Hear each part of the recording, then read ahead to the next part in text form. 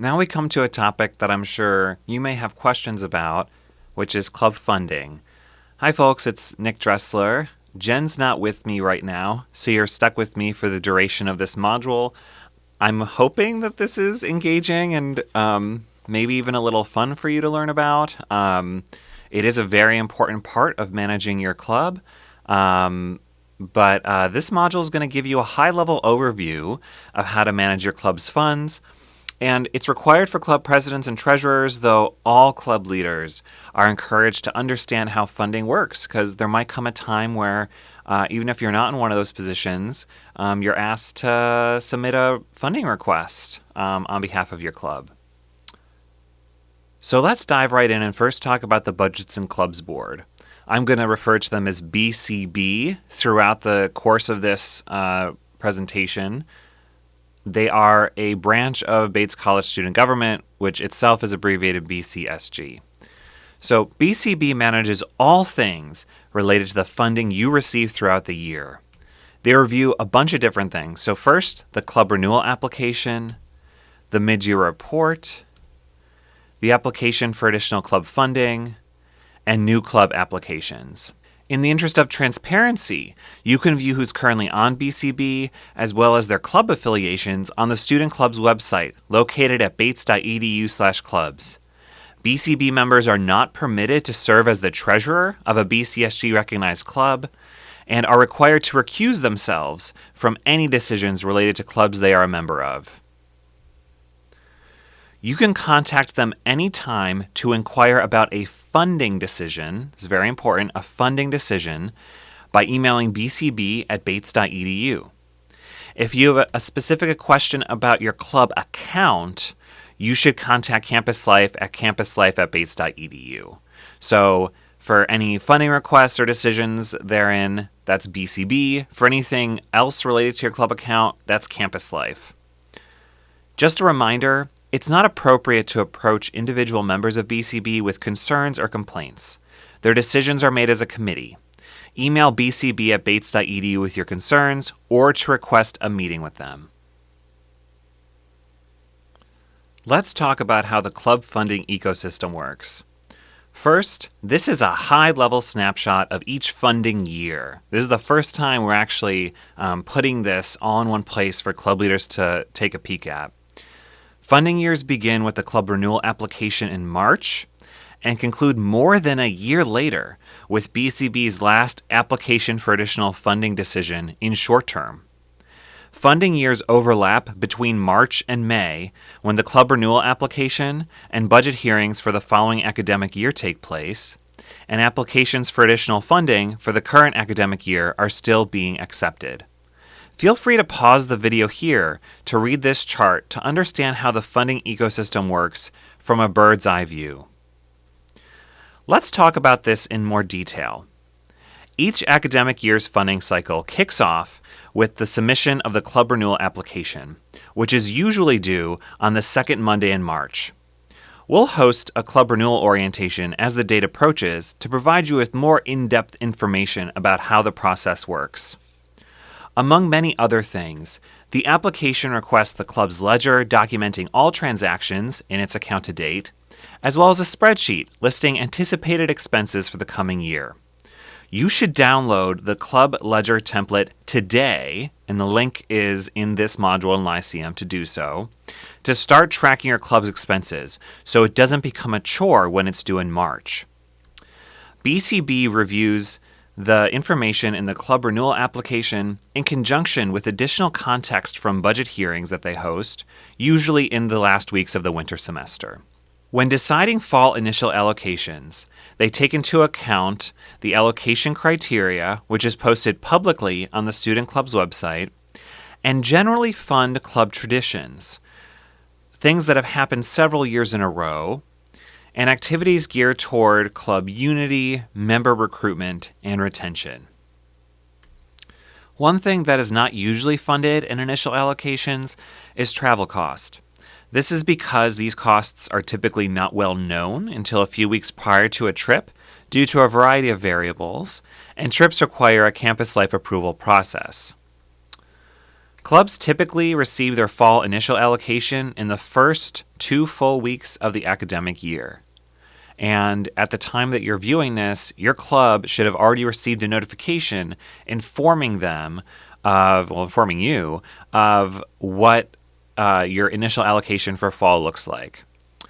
I should note that these criteria are used in a normal year. BCB largely did not use them for allocation decisions this year, largely because most of the requests from the club renewal application either would have to be heavily modified or weren't possible in the current context due to the college's COVID-19 policies.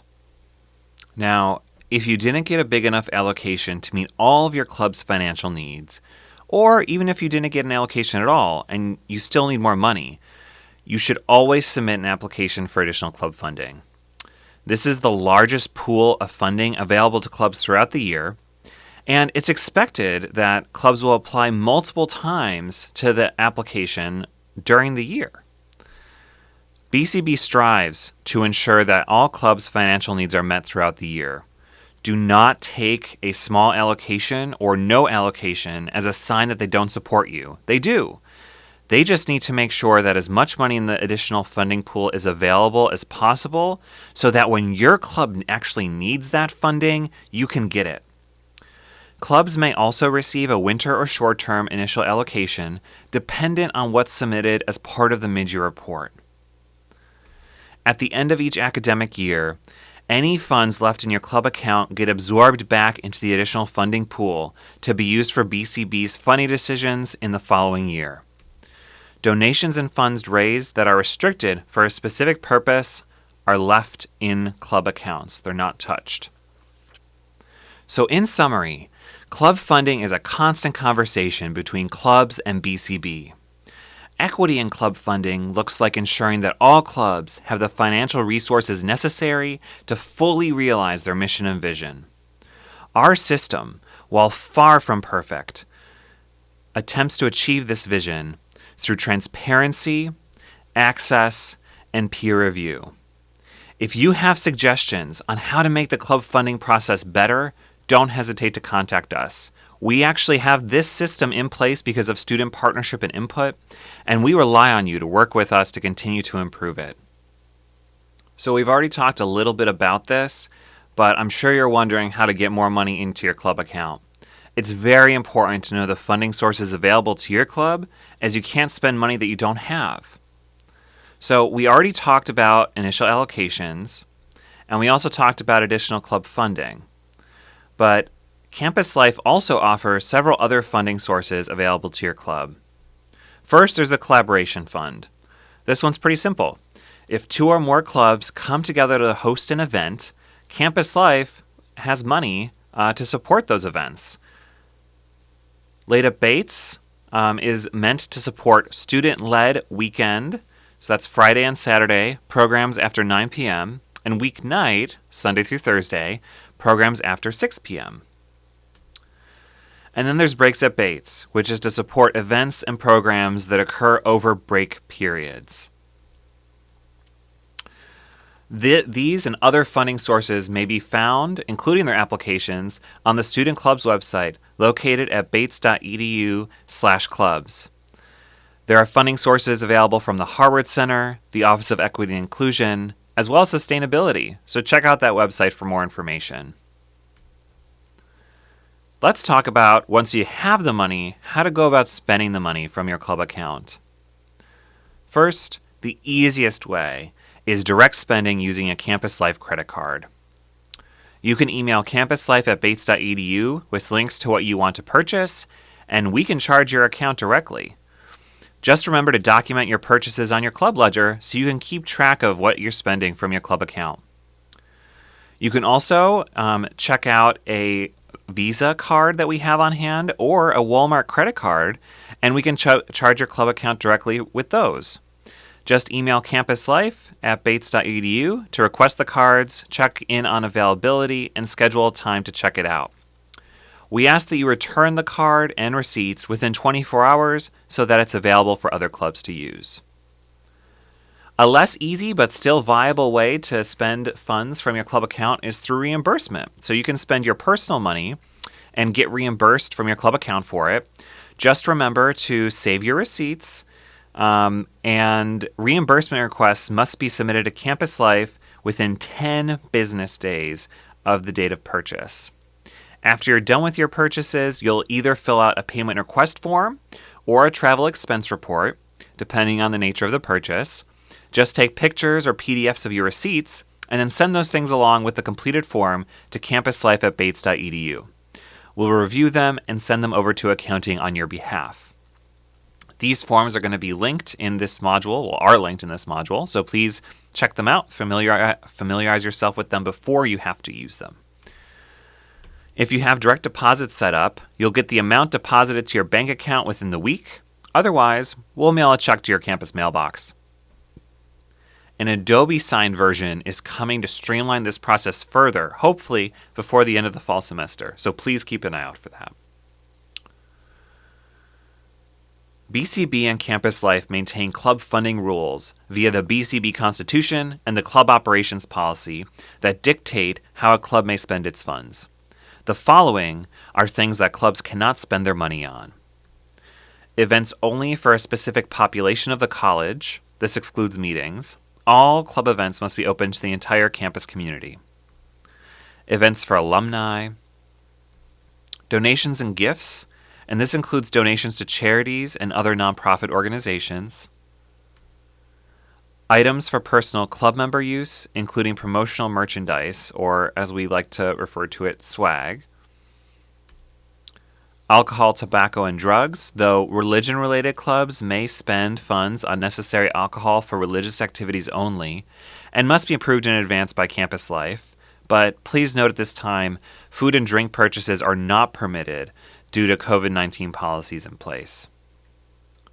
And finally, club funds may not be used to pay students under any circumstances. Please note this is a legal requirement. We are only able to pay students through established student employment positions. So, an example from the past is someone may get their friends to help, for example, mix an a cappella CD for them and then want to reimburse them. Unfortunately, you can't do that using your club funds.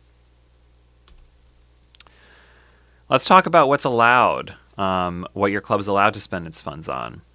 So this one goes without saying, but purchases related to your club's mission statement and activities, awards and prizes in moderation, food in moderation, and as I just noted, food purchases are not permitted right now due to COVID-19 policies in place, and promotional merchandise or swag is permitted if it's to be distributed to the campus community. One other note, I noted earlier that you're not allowed to donate your club funds to external organizations, charities, nonprofits, etc. That said, just get in contact with Campus Life if you would like to do so, and we can figure out what fundraising may look like.